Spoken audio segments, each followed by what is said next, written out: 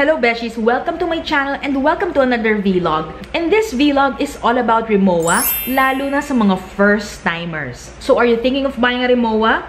Is it your first time to buy a Rimowa? Or matagal ka ng user ng Rimowa and you haven't bought in a while and gusto mo lang ng refresher? Then this video is for you. So sit back, relax, and get to know my most favorite luggage brand.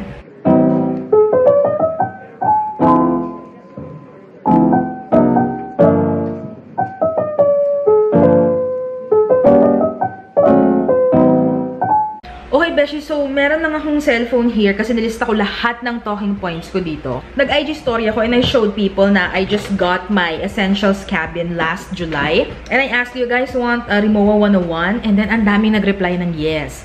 Kasi apparently, sumisikat pala to. Ang daming nag-i-invest ngayon sa Rimowa. And for a good reason, magandang luggage naman talaga kasi to. My first ever luggage is Rimowa and I can really attest to its quality.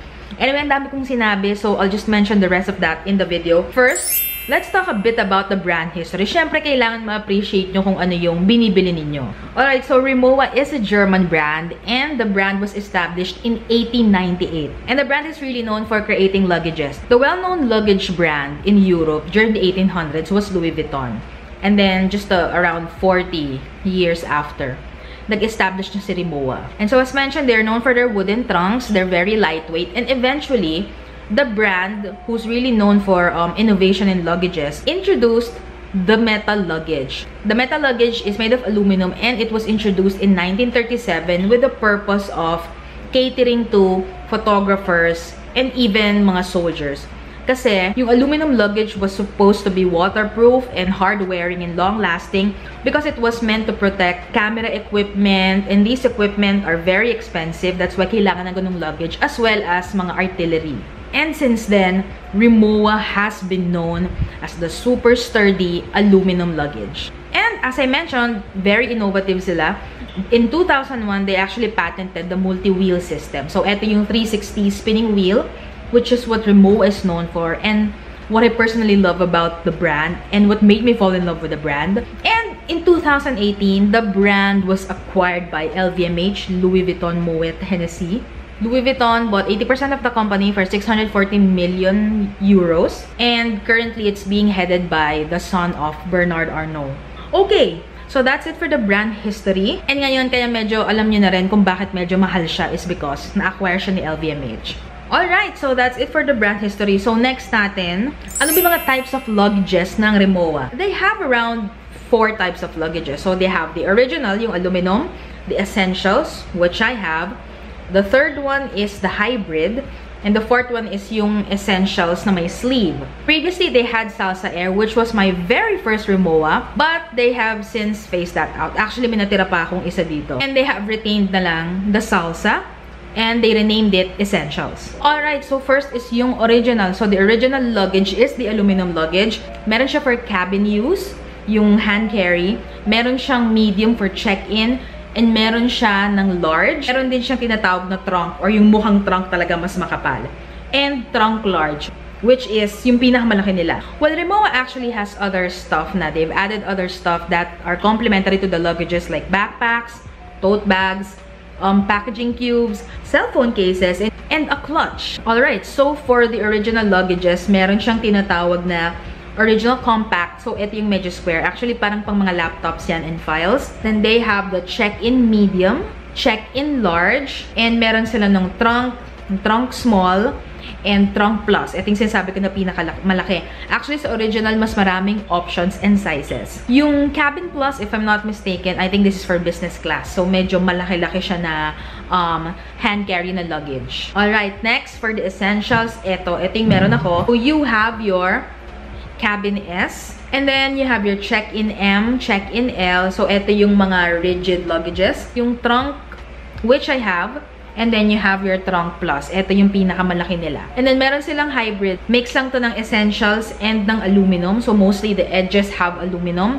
And then, you have your essential light, which is actually the Salsa Air rebranded. Yung hard case niya is already Salsa or yung thicker na material. But everything else is, you know, the components of the Salsa Air. And then, they have the classic. So, this is basically original with parang a hand carry sa side. So, para nagmumukha siyang luggage na classic pag kinary mo. Best for you guys to just go to a Rimowa website and check out yung all the luggage options. Saan mabibili ang Rimowa and what are the prices in the Philippines at the moment? These are the following stores of Rimowa in Manila. So, one is Greenbelt. That is the flagship store. And number 2, Power Plant Mall. It's where I got my Rimowa luggages. Greenbelt also, meron ako nabili doon. Third one is in Shangri-La Mall. Fourth is Solaire. And previously, meron sila sa Adora. Pero I think Adora has since minimized na yung brands inside their store sa Greenbelt. So, yun currently ang branches ng Rimowa in the Philippines. And if you want to personalize your luggage tags, it's for free when you buy any Rimowa luggage. But yung personalization is only at the Greenbelt store. Kasi nandun yung customization booth nila. And for the current prices, nagre-range siya from mga 30,000, 32,000, all the way to 120,000, 130,000. So, I'm talking about the aluminum luggages na pinakamalaki. And for the essentials, they start at 44,000. So, that is the cabin. And if you want yung complete and more thorough na price list ng Rimowa items, including the bags and some accessories, please go to my channel. Meron akong Rimowa current Philippine price list video. So, check nyo yun. Okay, so as I mentioned, I have the cabin. So, I got the red one. Actually, gusto ko talaga red. Gusto ko lahat ng luggages ko red. It's for convenience. Para, you know, when I travel, I spot my luggage right away. And it's very unmistakable na parang alam ng friends ko na, uy, yung pulang luggage kay Martha yan. Oh my God, ang ingay ng pusa. So, hindi siya pansinin. Ito yung tag ko. Pinalagyan ko lang siya ng Wander. That's my smallest Rimowa. And the second one is this one. Ayan. So, ito yung Salsa Air. This is like one of the last few pieces sa Greenbelt. Nung they were in their old Greenbelt store pa. Sa Greenbelt 3. Ay, sa Greenbelt 5. Tapos, ito, nakuha ko to kasi I just needed a luggage for an event. Parang overnight siya. Tapos, yung Salsa Air ko, before na purple, sobrang laki. And then, sabi ko, oh, I only had parang 20,000 that time. Sabi ko, ano bang murang luggage dyan? And that time, ang mamahal na ng mga bagong luggages. I just needed an instant luggage. I actually love the Salsa Air because it's very light. Ganito pa yung handle ng lumang Rimowa. Yung luggage ko naman for really long trips, yung mga parang pang 2 weeks. This is one of my Christmas gifts to myself noong 2019. Ayan. So, gagawa ko ng separate review for the Essentials collection. Our next would be mga common facts lang and common questions of people that I encounter who want to buy Rimowa. Right, so yung first one is, why is Rimowa so expensive? Ba't ang mahal-mahal niyan? Ano bang special dyan? Well, as a Rimowa user since 2013, ito yung masasabi ko. Well, number 1, it's owned by LVMH. So, that really contributes to the price. And 2, the fact that it's luxury. It is a luxury brand. So, talagang pag luxury brands, mahal siya. And 3, matibay talaga, okay? So, as a 2013 user, I can attest that these luggages are so sturdy. Actually, sabi nga nila before, yung Salsa Air daw is their weakest, but that time, that was the only one I could afford. Pero guys, that luggage of mine, 94 liters lang siya, but there were times when I would fill it up to 105, 110 liters, and binabagsak-bagsak siya. It's still alive, okay? Hindi siya nasira, hindi sumabog. One time, it was filled to the brim, tapos nakita ko nag-roll siya, tapos blagag, bumagsak. Kinaban ako, pero wala, it's still alive. And nasira lang yung handle nun, but the only reason why I just gave up on it is because gusto ko lang bumili ng bago. So, kaartehan lang. But everything else, the shell, sobrang okay pa. And next, the service that comes with it. This is what I love about Rimowa as a brand, as a luxury brand. So, Rimowa, grabe yung service nito. So, for example, if you forgot your passcode, you can just go to any Rimowa store around the world or wherever you are and, you know, have them reset it. Even if may iba namang luggage na ganon, personally for me, at least in my head, alam ko na where to go. Okay, a Rimowa store. And ito, na-experience ko to nung pagka-Singapore ko. Nung chinek-in ko yung trunk ko, ang tinanong sa akin nung nag-check-in, sino pa po naka-Rimowa dyan? Sabi ko, oh, just my luggage. And then, kumuha siya ng tray, nilagay niya yung Rimowa, and then, ayun na, dumaan na, nilagay niya sa conveyor belt.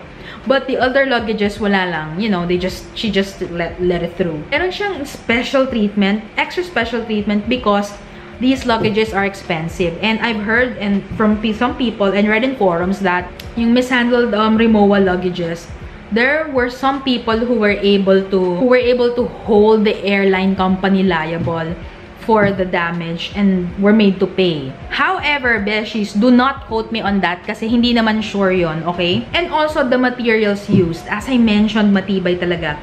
Take, for example, the Essentials is made from polycarbonate material. It is the same material that they use for the windows of airplanes. And also yung warranty nito, I believe this is a lifetime warranty, and I am eligible for replacement and repair on the following. So yung wheels, zipper pulls, yung mga handles. However, yung leather and for the older Rimowas, yung mga mesh, hindi nila yun i-repair. Second question na lagi ko na-encounter is which Rimowa luggage is the best for me? So the best Rimowa luggage for you are based on the following factors, in my opinion. Number one is your budget. Kung essentials lang yung budget mo, wag mong i-push sa original, okay? Kasi ang laki talaga ng price difference. Like, for example, the Essentials trunk, my Essentials, is 60,000. Yung original na cabin pa lang, yung hand carry, nasa ganong price na. So, ang laki ng price difference niya. It also depends on what type of traveler you are. So, ako personally, I like shopping, and medyo may pagkaburara ako sa gamit. The original luggages, yung aluminum, mabigat sila. So, these will really add up to the volume of your belongings. So, kung mahilig ka mag-shopping tapos naka-original ka, besh, isama mo na sa budget mo yung pagbabayad lagi ng excess baggage. And yung next na factor is how frequent you travel. If you are a frequent traveler, definitely you need a sturdier luggage. Then I think you will benefit from the original because that thing is really built to last. So kahit tumaob-taob pa yung mga Rimowa mo, ibali-balibag pa yan, hindi masisira agad if you have the original. If you're just a casual traveler like me or leisure traveler who travels around 2 to 3 times a year, then okay na siguro yung Essentials for you. And even if you're a frequent traveler, I think the Essentials can still withstand your trip because there was a time when I was traveling a lot for my vlog. That was in 2013 and I was using the Salsa Air, and that girl really withstood everything. That's everything you need to know about Rimowa if you are a beginner to the brand. So I hope you enjoyed this video. And again, yung next nito, review na nung Essentials collection ko.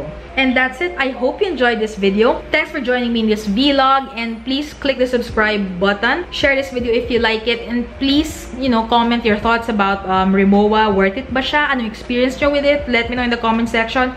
And kung meron kayong mga video requests, please let me know as well. So yun, thanks for watching my vlog. And I hope to see you in the next video. Bye, Beshi!